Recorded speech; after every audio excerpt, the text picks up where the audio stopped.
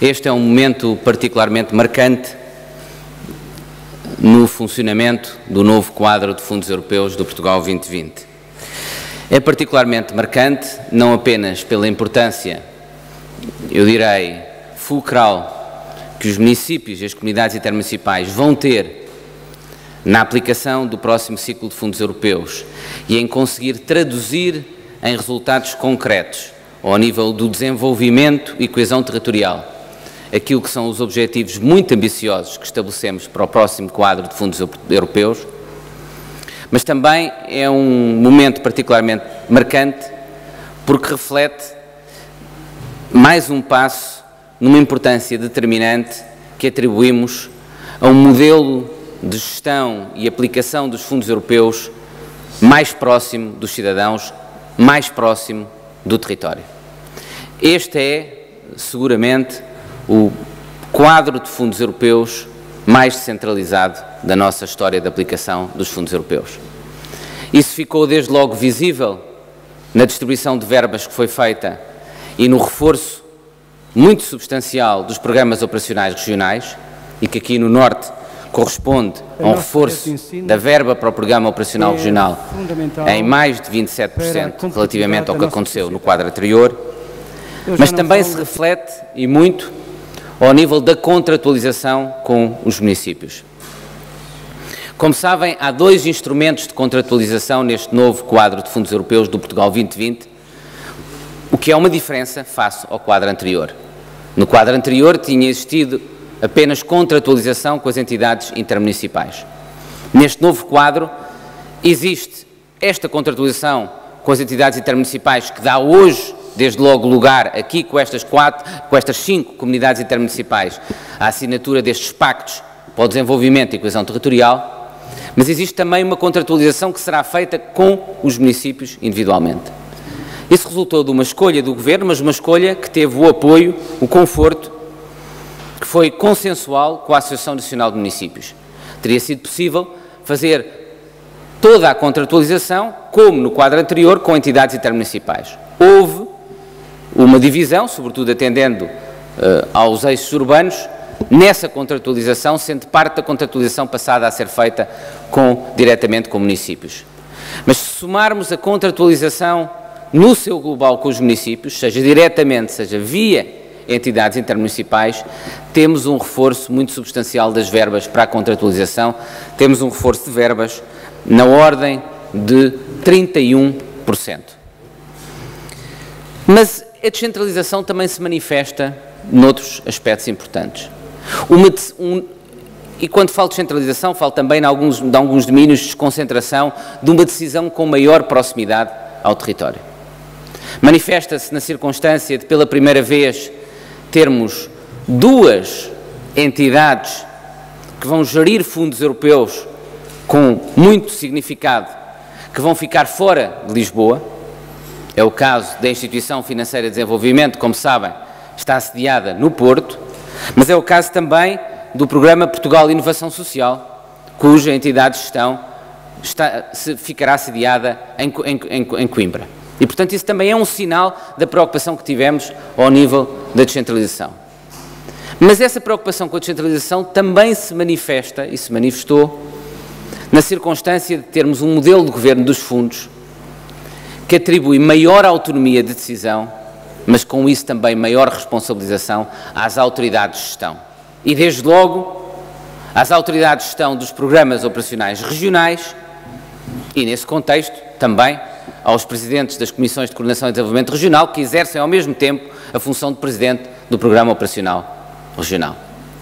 É ponto de honra para o Governo preservar, reforçar a autonomia destas autoridades de gestão, tendo como contrapartida dessa autonomia uma responsabilização pelos resultados alcançados e, por isso é que, como sabem, este quadro também é inovador ao nível dessa responsabilização, em muitos aspectos, na celebração de contratos de desempenho, na existência de consequências, eu direi, muito sérias, no caso de incumprimento dos prazos por parte dessas autoridades de gestão, mas também ao nível da circunstância de, pela primeira vez, como sabem, estar prevista a possibilidade de uma redistribuição de verbas com base nos resultados alcançados pelos diferentes programas operacionais. Mas isso faz parte desta filosofia que nós adotamos e à qual temos permanecido fiéis, e estou seguro que qualquer que seja o governo que virá na próxima legislatura terá de permanecer fiel a esse modelo de governo, porque ele próprio é inerente ao acordo de parceria que foi celebrado com a Comissão Europeia, essa filosofia de autonomia às autoridades de gestão e, desde logo, àqueles nos programas operacionais regionais que conhecem o território e, como conhecem o território, estão em melhores condições de poder decidir em concreto o que é melhor para esse território. Ao Governo, desde logo à Comissão de Coordenação em matéria de fundos, à Comissão Interministerial de Coordenação em matéria de Portugal 2020, aos diferentes ministérios setoriais, aos diferentes responsáveis pelas políticas públicas setoriais, corresponde definir orientações globais para o país, critérios gerais. Perceber como é que essas orientações devem ser aplicadas no território, quais são os projetos que no território podem fazer diferença para atingir os objetivos que foram nacionalmente definidos, isso é competência, atribuição daqueles que estão próximos do território. Essa foi a nossa filosofia, essa tem de ser a nossa filosofia. E é por isso que, na assinatura, na negociação destes pactos, os CCDRs, os Programas Operacionais Regionais, conduziram o processo, lideraram o processo, tiveram a autonomia desse processo e fizeram-no bem. Era esse o modelo do Governo. Quem responde por esse modelo do Governo é o próprio Governo, e em primeira instância eu e o Sr. Secretário de Estado, com responsabilidades nesta matéria. Somos nós que respondemos por esse modelo de governo que confere esta autonomia às autoridades de gestão, mas foi no exercício dessa autonomia que nós entendemos, e bem, que a condução deste processo, a liderança deste processo, deve ser por aqueles que estão mais próximos do território. É isso que tem de continuar, aliás, a acontecer em matéria de Portugal 2020, em matéria de aplicação dos fundos europeus.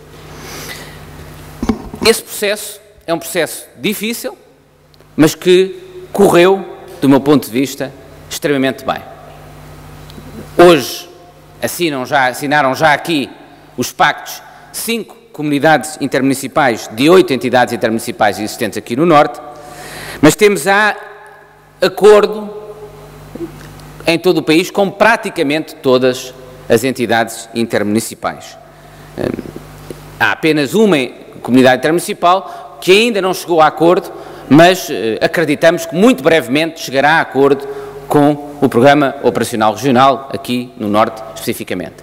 Mas, portanto, aquilo que nós assistimos é uma negociação que necessariamente foi difícil, foi complexa, mas uma negociação bem-sucedida entre as autoridades de gestão dos programas operacionais regionais e as diferentes entidades intermunicipais. Este nunca seria um processo simples e fácil. Desde logo, porque quando se trata de distribuir verbas, e verbas tão importantes, com tão significado, o Portugal 2020 é a principal fonte de financiamento público ao investimento. Quando se trata de distribuir estas verbas, é natural que cada entidade intermunicipal, que cada município queira, na procura do máximo de satisfação dos interesses dos seus munícipes, garantir o maior volume de verbas para o seu município, para a sua entidade intermunicipal. Isso é natural e naturalmente também dificulta o processo negocial, mas faz parte desse próprio processo negocial. Isto, apesar de termos tido, como disse, um aumento do volume de verbas para distribuir. Essa complexidade foi aumentada por outro fator também ao mesmo tempo extremamente positivo. É que esta é a primeira contratualização que ocorre com 4 dos 5 fundos europeus. E isso é extremamente importante. Como sabem, no anterior quadro, a contratualização disse respeito apenas ao FEDER. Agora, essa contratualização já disse respeito a 4 dos 5 fundos. É verdade que, em algumas circunstâncias, as verbas em causa não são verbas de grande relevância, mas é um sinal extremamente importante e é um passo muito significativo que demonstra, desde logo, a confiança na capacidade das entidades intermunicipais assumirem funções em áreas que não são apenas as áreas das obras públicas, do botão, dos equipamentos associadas ao FEDER.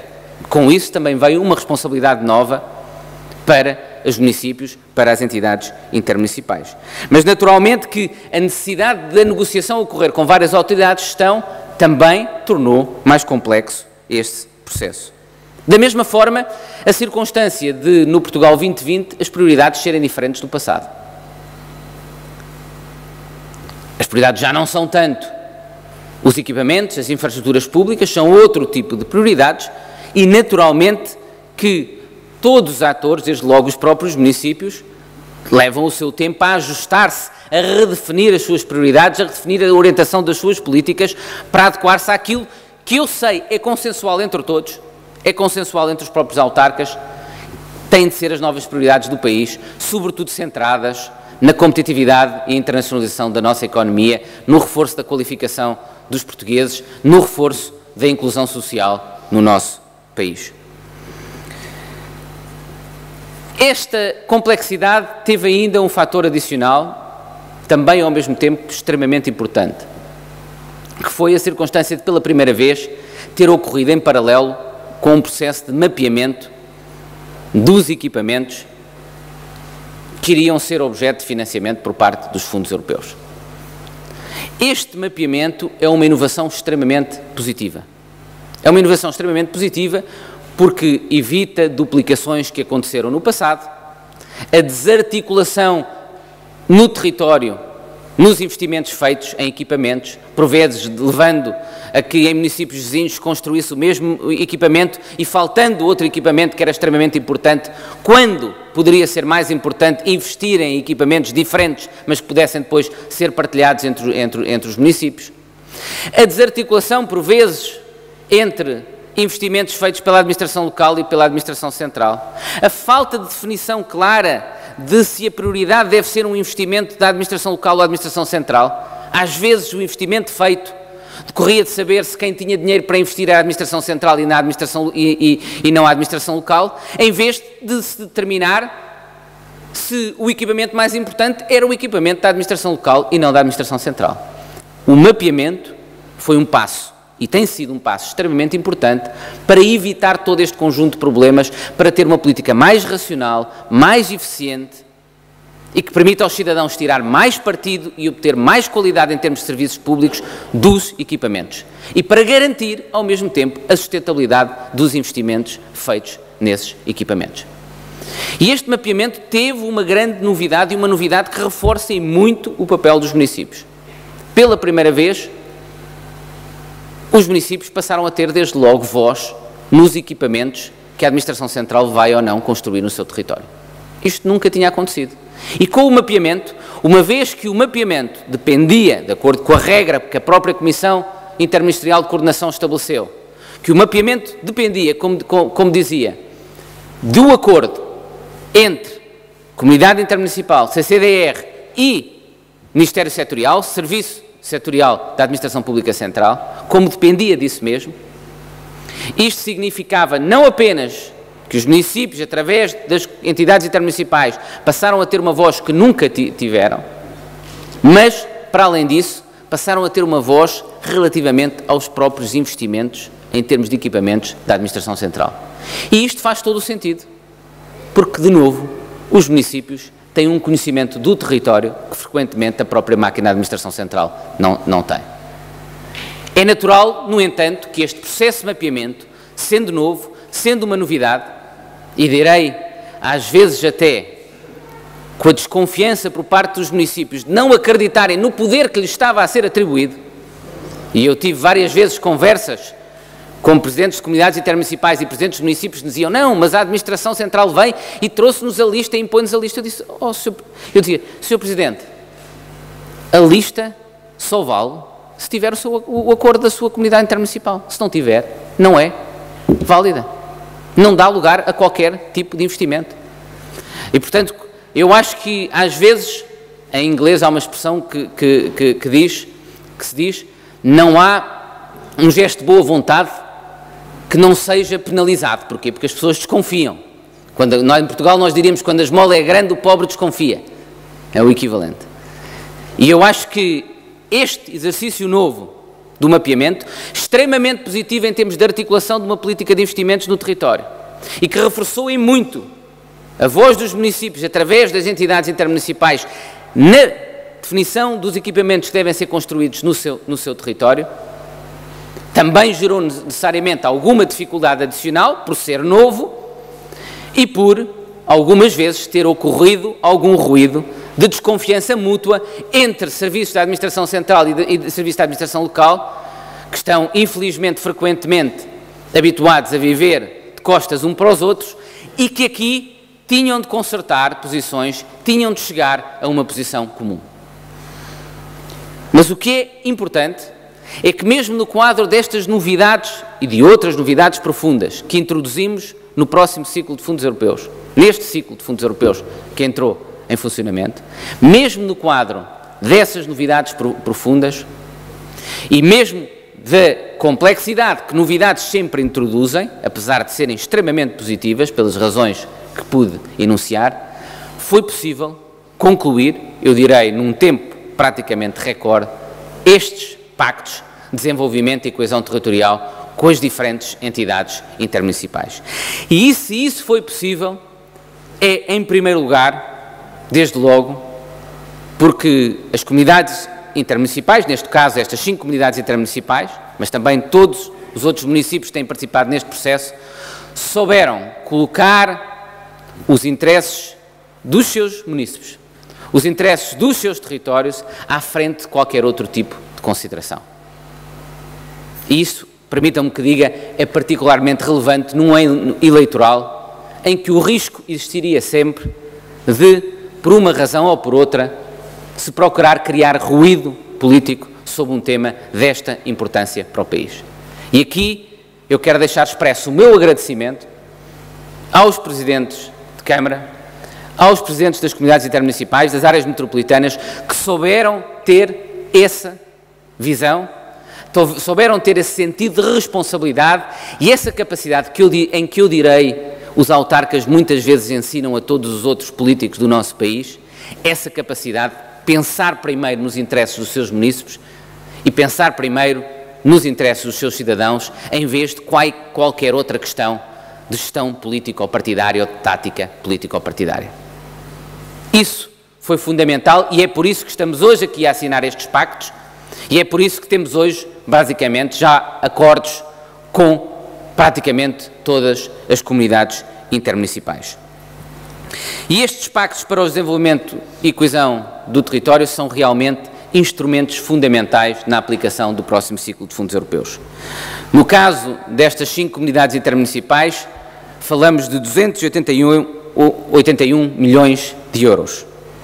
Mas extremamente importante, e queria concluir com isso, é a circunstância de, pela primeira vez, deste volume de verbas, as verbas correspondentes ao FEDER serem pouco mais de 50%. No anterior quadro eram 100%. Agora são pouco mais de 50%. Isto diz bem a ideia, por um lado, da mudança de prioridades que aconteceu no Portugal 2020, em termos de fundos europeus, das infraestruturas e equipamentos em que o nosso país hoje já está, em muitos aspectos, acima da média europeia, para a competitividade da nossa economia, para a inclusão social e para a coesão de todo o nosso território, mas também do papel que entendemos os municípios, sejam isoladamente, sejam no contexto de estratégias e investimentos ao nível supramunicipal, do papel que os municípios podem ter noutras áreas que não a construção de infraestruturas e, digamos, aquilo que tradicionalmente se designou o botão. Reflete, portanto, novas prioridades dos fundos europeus, mas reflete também um novo papel para as autarquias, para os municípios e a confiança que nós temos na capacidade dos municípios e das comunidades e das entidades intermunicipais desenvolverem esse papel. É um papel que será diferente daquele que os municípios tiveram ao longo de muitos anos da nossa história democrática, em que contribuíram em muitos domínios para a melhoria das condições de vida das populações. Será um papel diferente, mas não menos importante. Eu direi até um papel ainda mais importante do que aquele que tiveram no passado. E por isso é que as verbas, indo agora para prioridades diferentes, para domínios diferentes, crescem. Crescem porque há um papel atribuído aos municípios em domínios em que não tinham papel antes. São tudo áreas em que os municípios cada vez mais vão ter um papel extraordinariamente importante no desenvolvimento económico e social do seu território. Porque nós só teremos desenvolvimento económico e social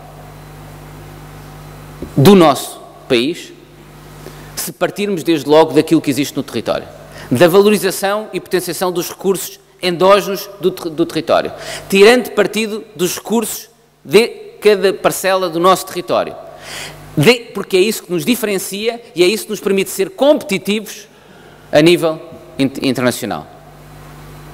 E os municípios têm aí um papel fundamental. E porque só uma competitividade que é assente no território é uma competitividade que está alinhada com a promoção da coesão territorial. E isso é também o outro grande objetivo dos fundos europeus, é promover uma maior coesão territorial dentro do nosso território. Os municípios serão assim, ao longo dos próximos anos, dos próximos 7 mais 2 anos, agentes fundamentais de desenvolvimento económico e social do território.